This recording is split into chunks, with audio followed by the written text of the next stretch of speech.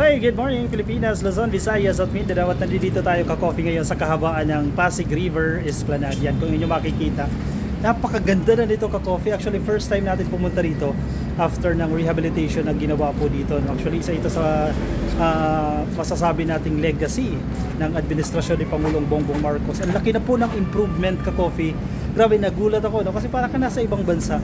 Though hindi pa ganoon ka-perfect ito ka-coffee, kasi kung titingnan mo yung hindi pa naman ganoon kalinis, no?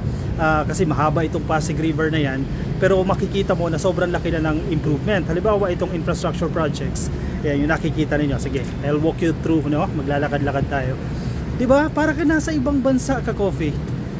Infrastructure projects yan. Actually, hindi pa ito tapos dahil by phases ito eh. Diba? By portions po yung rehabilitation dito. Yung kahabaan po ditong Pasig River ang nire-rehabilitate nila. Pero napakaganda na po ng improvement. Ito bago ito eh. Ngayon lang natin ito nakita. Tingnan niyo yung sahig, no? Hindi ko alam anong klase ng sahig ito, no? Pero parang wala vegan ito kung sino naman nakarating ng vegan, no? Parang cobalt ba yan? Anong tawag dito? Pero titingnan mo, ongoing pa yung mga construction, pero napakaganda na ng yung scenery. Sige, diba? Minus yung mga construction na nagaganap dyan sa gilid, pero picturesque ito, Instagrammable, yan yung description dyan, no? Tapos by the bay, social, no? By the river, alam nyo naman ang element ng tubig, napakaganda yan. Tapos kung titingnan mo yung yung ulap dyan, kulay blue, katatapos lang ng ulan kaya medyo basa yung kalsada, no? And then may mga naglilinis din dito ng coffee, no? Ayan yung nakikita ninyo.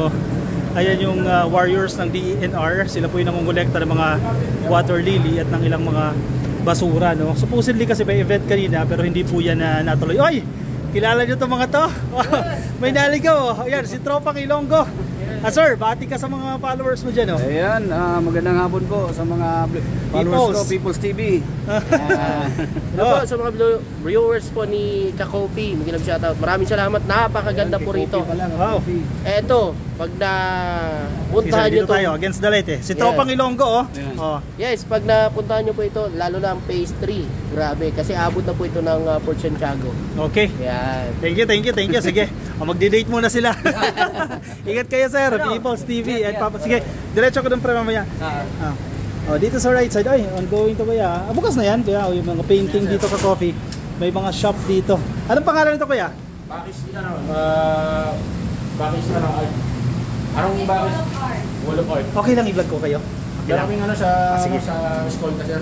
Ayan, Uy, ganda nito ka coffee. Perfect din ito sa mga turista, lalo yung mga foreigners na gusto magkaroon ng mga souvenir items, no? Pag pumunta dito ng Intramuros.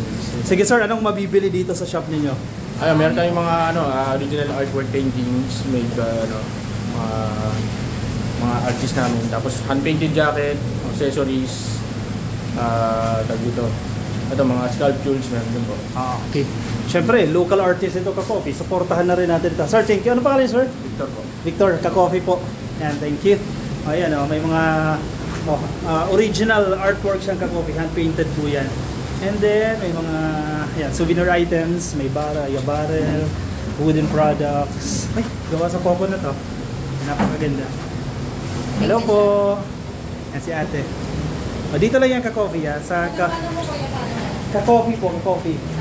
Yeah, thank you. Yeah, hand-painted jackets. Magkano po yung mga ganito? Halimbawa isang jacket, magkano yan? Ha? 2K po. 2,000. 2,000 kada isa. Hand-painted lahat yan. Okay, thank you. Kaya, dito lang yan ka-coffee. Mamasyal ka. And then sa gilid-gilid, syempre gusto mo ng souvenir mula sa Intramuros. Ayan, may mga shops dito ka-coffee. Ongoing po yung rehabilitation. 5 PM onwards, Monday to Sunday. Daily, yeah. Yan, open sila 5 PM onwards. Daily po yan, ka-coffee. Yan yung shop nila. Sige, pasyalan nyo na lang yan kung mapadpag kayo dito. Ayan, may mga ongoing constructions dito. Feeling ko perfect ito mga souvenir stores, no? Dito gawin yan. Ito nagiging pasyalan din ng mga estudyante yan. Yan yung mga palabas. Sige, lakad pa tayo dito ka-coffee. Yung opposite side naman nito, ayan, Binondo. Matataas na building. Para kang wala sa Pilipinas ka-coffee. Kung titingnan mo yan, no? Para ka nasa ibang bansa, di ba? Ang ganda ng view. Yung bandang dulo na yon, yung may mga umuusok-usok na yan, parang ano yan, Tondo area ata yan, ka-coffee, no? Port yan, port. Pero tinan mo yung itsura, oh. Lalo na sa gabi, ka-coffee, kapag bukas itong mga ilaw na to, napaka ganda nitong pasyalan, no? Kaya kung kayo, mapapadpad kayo dito sa Maynila, Intramuros, napakarami na ka-coffee pasyalan dito sa Intramuros, no? Pasyalan nyo na to, libre naman to.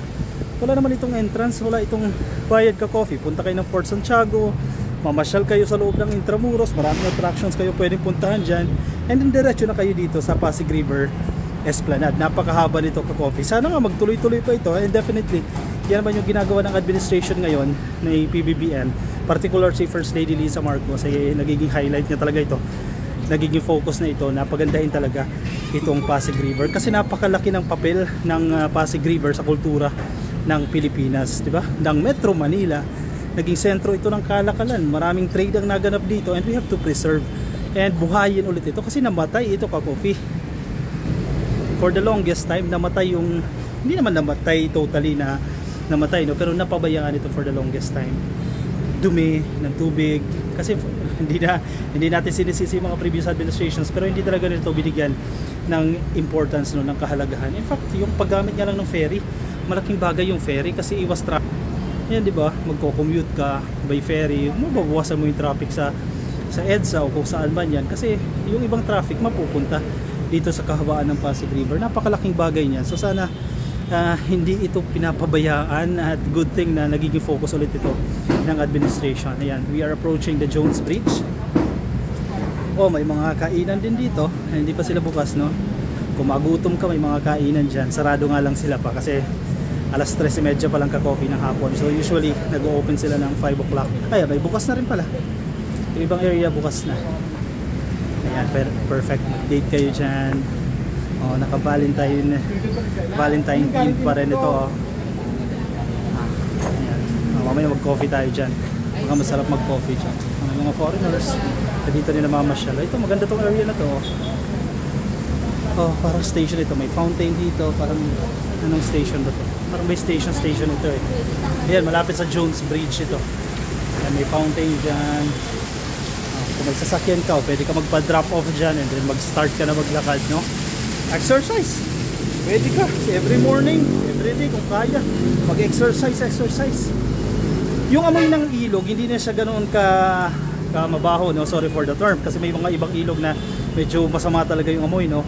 Pero itong amoy niya naman, hindi siya ganoon ka maamoy ka-coffee, no? May amoy ilog, pero hindi siya ganoon, hindi mabaho, no? As compared sa ibang mga ilog. So, friendly na ito coffee sa mga turista. Maganda nga, buti napapansin ito ng administrasyon na pagtuunan nito ng pansin, no? Na makita nila yung potential nitong tourism bilang isang tourism site itong Pasig River, no? Kasi napakalaking potential nito sa coffee. Yung mga bar. Hello. Ito dito lang, oh. Ayan, dami mga turista. Ganda dito ka coffee, ha? Ayos dito, ha? Mahaba to. Lalakarin lang natin. Wait lang. Ayan, oh. Ganda, oh. Diba? Sino mag-aakala niya nasa Pilipinas ka? Tsura niyan. Ganda. Sige. Maya babalik na tayo sa lungga natin. Ayan, mahaba pa ito ka coffee. Nakakatuwa na may ganitong development dito sa Pasig River. O siya, medyo mahaba-haba pa ito ka-coffee, no? Pansamantala muna natin puputulin itong live stream natin. Itong hindi pala live ito, pre-recorded video natin. Kaya nasa Binondo na ata ito.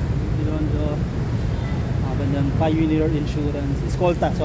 Nasa may Escolta na tayo. O siya, maraming salamat po sa mga sumama sa atin. Kung may oras po kayo, pumasyal po kayo dito sa Pasig River Esplanade. Napakaganda nito ka-coffee. Yung mga nasa Facebook, baka di pa po kayo naka-like and follow sa Facebook page, please like and follow.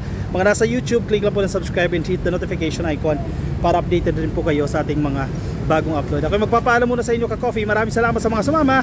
Ingat po kayo, nasaan man po kayong panig ng daigdig. Bye bye.